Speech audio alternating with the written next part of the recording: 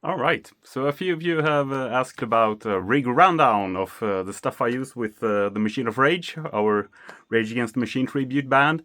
And so I'm here to talk about the stuff I use. We'll cut to a different angle. Hold on. So let's start with the guitars. First up, we have this Squire Stratocaster in a kind of modern version with dual humbuckers. I switched out the original passive humbuckers for EMGs partly because that's what Tom Morello uses in his Arm the Homeless Strat, but also because I like how the EMGs work and they have less hum than other passive pickups, so I prefer that. Of course, I needed to do some modifications. I had to install a battery compartment here so I can switch out the 9-volt battery. Haven't had to do that yet. The first battery I put in is still the one that I'm using. I've done a few other mods to this guitar. I switched out the original tuners for locking tuners. Not really because they increase tuning stability or whatever, because this guitar has a locking nut with the tremolo, but simply because it takes less time for me to switch strings. And I have quite a lot of guitars. Right now I'm only showing you the ones we're using for the band, but I have a lot of other guitars, and I don't like spending time on switching strings. So I prefer locking tuners. It just pull the string through, turn the screw, you're done. And maybe cut the excess string off if you wish. Or you leave it if you want to be punk. And I also I took away the tone knob and I replaced it with a kill switch. The way Tom Morello does it, he has a toggle switch, similar to the toggle switch you see on when you switch pickups on a Les Paul type guitar, like a Les Paul, like a Gibson Les Paul when you have the toggle up here. But he has it here, and he uses it. He uses a toggle switch basically instead of the kill switch that I'm using here. I'm not using the kill switch, which is the button version that Buckethead uses. It's simply a two position switch where one is on and one is off. And I will show you later how that works. The volume knob, nothing done to that, and 3-way selector between the pickups. It's neck pickup, both pickups. I never use that position. Bridge pickup. This guitar is almost always in the neck position because that's how Tom Morello does it. And this neck pickup is actually a single coil pickup. It looks like a humbucker, but it's actually a single coil in a humbucker casing. So it's actually a single coil pickup disguised as a humbucker. And that goes for the main rhythm of all the songs in E standard tuning, which this guitar is tuned to. And let's go over to the next guitar. And then we have this one. This looks like a Fender Telecaster, and it sort of is. However, I have modified it a bit, and I actually built it myself from different parts. I'd say that the only thing on this guitar that's actually genuine Fender would be the neck, which is the cheapest Telecaster neck you can buy officially from Fender, as well as Fender's own locking tuners. Again, because I like to spend less time on switching strings or changing strings. And this one is tuned to drop D for all the songs that use that tuning. And this is also modified. Not only because I had a separate body. I have no idea where this body came from. I bought it secondhand from a guy who sold it on Facebook Marketplace, and it was yellow, so I had to grab it. It's probably not the Fender original, but I like it. And I got the EMG T set, the Telecaster pickup set from EMG, again, because I like pickups that are silent when you're not using them, so less hum and stuff with active pickups. And same thing as with Stratocaster here, the Squire. I had to modify the body to fit a battery compartment. And I also put in a kill switch. And as far as I know, Tom Morello doesn't actually have a kill switch on his regular Telecaster, his black Telecaster. But I wanted to have this as a backup in case something happens to either this or the third guitar that I'm going to show you later. I felt it was nice to have the kill switch as a backup. But otherwise it's just a 3-way switch with standard volume. And again, the 3-way switch, same as the Stratocaster, where the neck position is the neck pickup. And middle position, both pickups. I never used that position. And then we have the bridge position, but I never used that either. This is, for this band, this guitar stays on the neck position all the time. And it's in drop D tuning, as I mentioned earlier. And lastly, we have the third guitar, which I only use for one single song. That's this VGS Eruption Pro model, which is basically a Les Paul type of guitar, as you can see. This one also has EMG pickups. This one actually has the standard 81-85 combo, so 2 humbuckers. And I have set it so it's 2 volumes, one for each pickup, and then the tone knob. 1 tone knob for both pickups.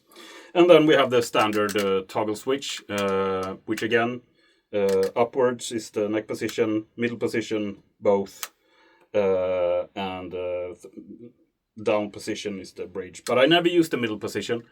Actually, for this particular song, I actually only used the bridge position. And the particular song I use this guitar for is Calm Like a Bomb. And the reason I need a separate guitar for that song is because the low string on that song is tuned to a B, which is quite a bit lower than the standard E tuning or the drop D tuning. It goes even further. I actually tried using the Telecaster with the drop D and dropped from D all the way down to B, but it became too floppy. And I tried a heavier gauge string, but then it became too stiff when it was in drop D. So I couldn't find a suitable compromise. Thus, I have to stick with a third guitar for this particular song. So it's in regular tuning, except for the low string, which is all the way down to B instead of an E. And I don't have a kill switch on this one, and I don't need it because I simply put the neck volume here on 0 and the bridge pickup on full, and then I simply use the toggle switch as the kill switch, which is the same way Morello does it. So that's how that works. And yeah, since I mentioned I wanted this drop D Telecaster as a backup. And well, I can use that as a backup for this because I do have the kill switch on that one, so I can still do that effect on the Telecaster. And it is possible to detune the D string to B, but I have to be really careful about not hitting it too hard because the string will go bow and out of tune and all whack. But it's possible. So in case something happens to this guitar, or if it's an extremely small venue where I can't actually bring 3 guitars, or if we have limited space in whatever we're traveling with, I can use 2 guitars if I really, really have to, but I prefer to have this one with me because it's cool.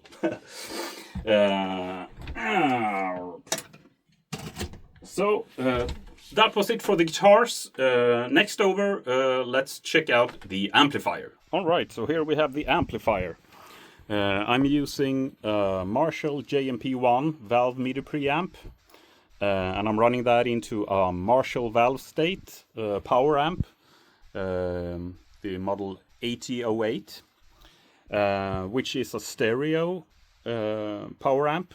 But I'm not using it in stereo. I tried that for a while, but it didn't really work out the way I wanted it to. So now I'm running it in mono, and that is going to a 4x12 PV XXL cabinet, and the connections on the back side are like this. Cables to the pedal board. And also the cables between the power amp and the preamp. And I have also put in some LED lights in here so I can see what's going on, even though the stage might be dark. Could be tricky otherwise. And then I have a multi-cable running here from the amp to the pedal board. And next up, let's check out the pedal board. So here we have the pedal board. It's not exactly the way Tom Morello has his pedal board. This is a bit more complex than the way he uses his. But I'm doing it this way for a few different reasons. One of them being that it suits me better, the way I play and the way I use the pedals. And it also suits the way I approach things, because I'm aiming more of reproducing the sounds and effects from the album versions rather than the live versions. And also I prefer using Boss pedals for a few different reasons. One, because I can find good protection cases, the pedal safe cases here that protects the pedal settings. The Boss pedals are built like tanks, so it's not like you're gonna destroy them by stomping on them, but it's easy to knock about the settings if you're not careful, so this helps protecting that. So if I want to change a setting, I can just pull the lid off, change it, and then put the lid back, and it's all protected. And another reason is that I had some reliability issues when I used other pedals. I used an Ibanez Flanger, for example, and I used an MXR Phaser, and I had a few issues with them. For example, the MXR phase didn't play nice with the sound, no matter where I put it in the signal chain. And the Ibanez Flanger had a serious volume drop when I engaged it. So this version suits me better. So I do have a wah. It's a crybaby wah, but it's the optical one that activates as soon as you rock your foot on it. Simply because I don't like the stomp style where you have to actually depress the switch with your foot, because I find that unreliable. The mechanism itself is probably reliable, but my usage of it is not. I have clumsy feet, so it doesn't really work for me. And then we have the classic Boss Chromatic Tuner. It's a tuner. It serves two purposes. One is to tune my guitars, or help me tune my guitars, and the other one is to block the signal and turn it silent when I'm switching guitars, so we don't have all that noise in between.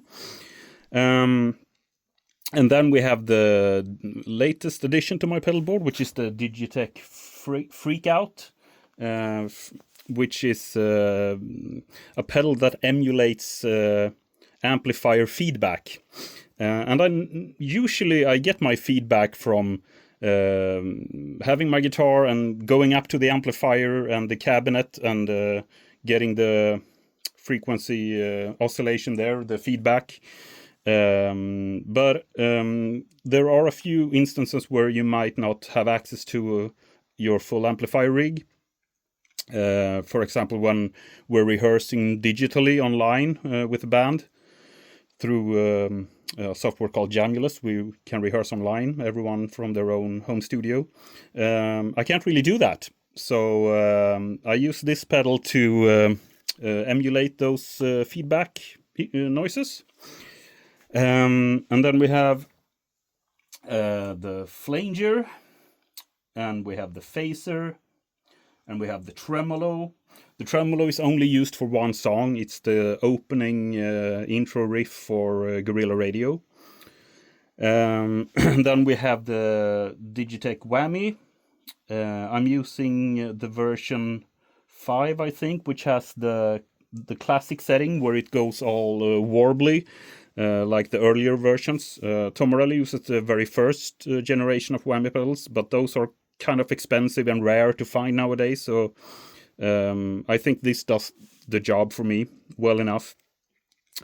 And then we have 2 Boss delays, which is also quite close to what Tom actually uses. I can't remember if he's actually using the DD2 or the DD3, but he has been using the DD2 earlier, and I can't remember if he went up to the DD3 later. But I'm using the DD3 and a DD7. One is set to a short delay, and one is set to a long delay. So I don't have to switch the settings in between. I can just have 2 different pedals. And then we have the equalizer, which I'm not using as an equalizer. The same thing as Tom Morello. He uses a different brand, but I'm using the Boss for earlier stated reasons. It's simply a level increase for me, a boost for when I'm going into a solo, so I don't have to trust the sound engineer to raise the volume when it's a solo. I'm doing that by myself. And then we have the line selector, which is a brilliant pedal. We could make an entire video just about how underrated and awesome that pedal is. But in this scenario, the only thing I'm using it for is basically the inverse of the boost of the equalizer. I'm actually using it as a signal drop, so the volume gets lower. And it's simply because there are a few sections where I still want to maintain the full gain, but I don't want to have the full volume. And I can't really decrease the volume on my guitar for that, because then the signal that goes into the amp gets weaker, and then it won't distort as much. So I'm using this one in the effects loop instead, and it just decreases the overall volume while still keeping this amount of distortion the same. And then we have these 2. They aren't really pedals, they are just buffers to make sure that the signal from the pedalboard and to the pedalboard through these cables on the left here, that they are buffered and can reach the long distance, because this pedal snake that goes out to the left here, it's 9 meters long, and the longer cable you have, the more signal degradation you have, and you can lose some of the top end. So I have buffers there to help with keeping the signal strong. And next to that we have a Moore cab simulator, which I'm only using when we're rehearsing digitally, along with Tom Morello MXR Power 50 preamp / distortion pedal, which is basically supposed to sound like his Marshall amplifier. So I'm using that when I'm rehearsing digitally. I'm just rewiring some of the connections here. So instead of running through the amp, I run through this pedal as the amp, and through the cabs in here, which emulates a Marshall 4x12 cab. But as said, I'm not using that when I'm actually connecting to my amp and cab. So it's connected to the actual amp and cab right now. And also this little thing. My case for various things. If I may have to adjust something on the guitar, I have a multi-tool. I have a spare battery in case tragedy strikes with EMGs. Spare picks, spare pedal fastener tape, and spare picks. And also this one, which is an Allen key that I'm actually using to play the guitar with on the song People of the Sun.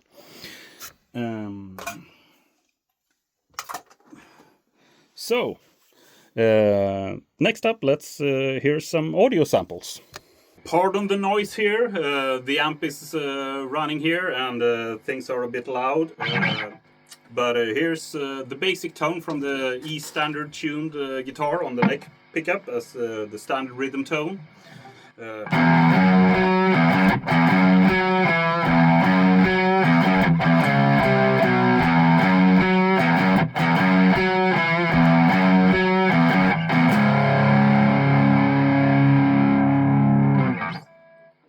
And then we have the bridge position, which I'm really only using for Know Your Enemy.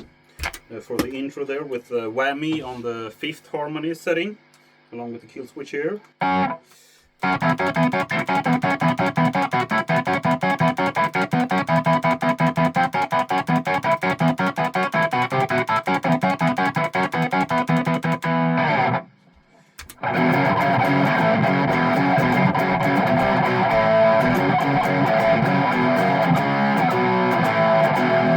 Yeah, that's how that sounds. And let's go for the drop D guitar.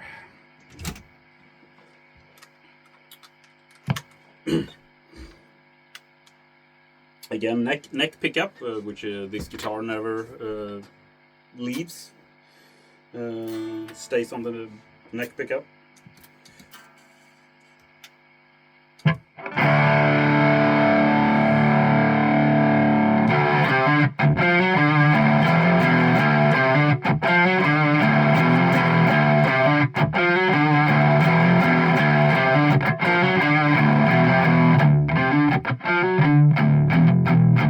Etc.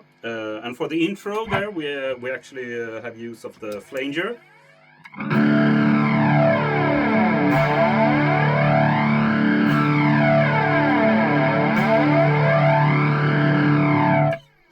Yep. And then for one song, there's on the album there's an overdub. There's a regular standard rhythm guitar playing a riff, and then there's an overdub playing a wah-wah rhythm rhythmically on top of that. So to kind of get the best of both worlds, I'm actually using the phaser for that riff to emulate some of the wah things, because I felt if I actually used the wah, I lost too much of the low end signal and it became too indistinct. So I just figured that using the phaser would be a good compromise. And then it sounds like, instead of, yeah, it sounds like this without.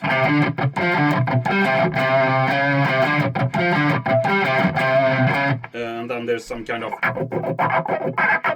on top of that. But I can't play those two at the same time because it was an overdub in the studio. So I'm using the phaser, and it sounds like this, huh?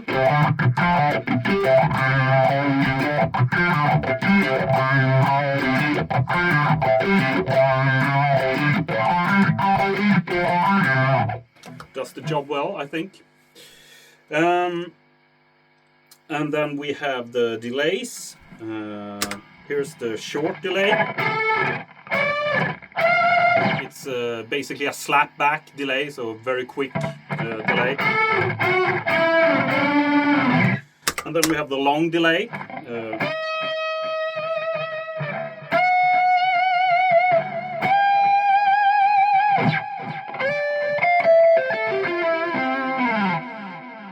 Very nice for the solos where it fits the mood. And the volume difference here with the equalizer as a lead boost.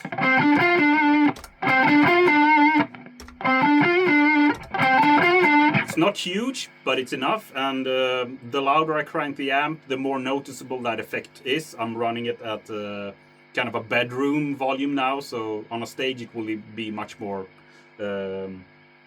apparent when I switch. And then we have the other one, the decrease in volume with the line selector.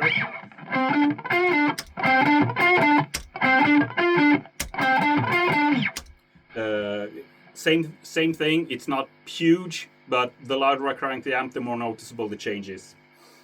And then we also have, of course, the low B tuned guitar. For the Calm Like a Bomb song. You're gonna hear how that sounds.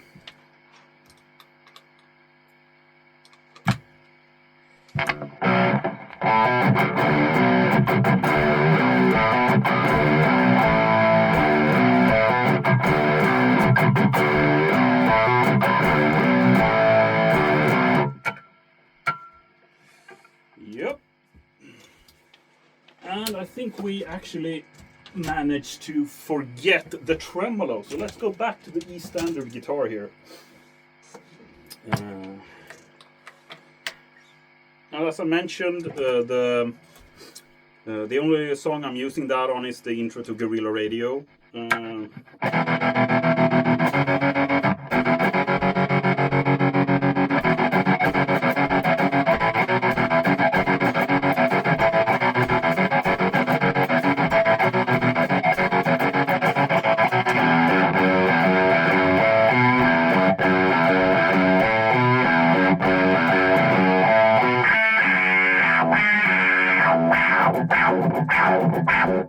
So we got the wah there as well. For the whammy, there are a few different settings. I showed you the added fifth harmony on the Know Your Enemy riff earlier. Another setting that's the one that I use the most, or that Tom uses the most, is the whammy where it goes 2 octaves up. So it's not a harmony, it's actually a pitch shifter, so it switches the pitch instead of adding one. So in the when the pedal is in the heel position, the down position, it's just a standard pitch. But when you raise the pedal, it goes up 2 octaves.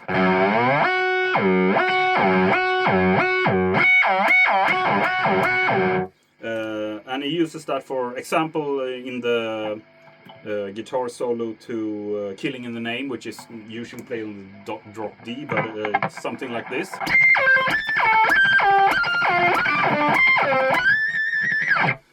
So it sounds like I'm jumping around in the octaves, but it's really just the pedal doing the work. And then there's another setting that I use, which is a seventh, minor seventh interval added as a harmony. It's kind of jarring on its own, but it does work as a noise generator, which is basically what Tom Morello uses it for anyway. For example, I'm using that in the intro to Testify. I'm using it together with the short delay, the slapback delay, and the seventh harmony added to the whammy, and also using the sweep of the wah while I'm tremolo picking the low string here. So it sounds something like this.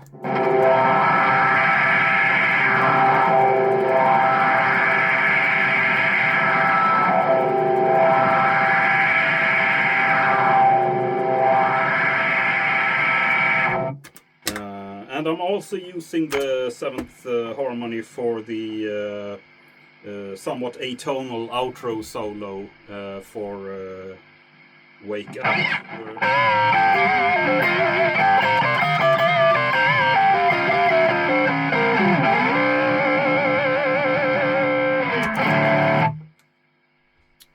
And that's about it. Is there anything else? Yes. I have modified the pedalboard somewhat. I've added RGB lights, LED lights on the bottom. Not because it's fancy or because I like the rainbow puke effect. I really don't. But I'm using it to help me see stuff that's going around on the pedalboard when it's dark on stage. Not that I usually have to, but it's nice to have it there when it's needed, like when I drop my pick and can't find it or whatever. As far as pick goes, I'm using the Gravity Sunrise Standard 1.5mm. They are stupidly expensive for what they are, but I like them, unfortunately. And as a spare pick, I have pick holders here on my guitars. I have one on each guitar, a spare pick, and I also have a prime grip Dunlop 1.5mm as a spare in case things end up being so hot on stage that I can't really hold my pick anymore because of all the sweat. It rarely happens, but sometimes it does happen. Then this has an added grip to it, so I don't lose the grip on the pick. I haven't had to use it yet, but and I hope I never will. But it's nice to know that it's there as a backup. And I think that's it. So thank you for watching. If you watched this all the way to the end and thought it was entertaining, I'm happy that you're as big of a nerd as I am. If you want to go into even more nerdier detail, please hit me up online on Facebook or whatever, and let's chat about this stuff. So take care, and I hope to see you live soon. Bye.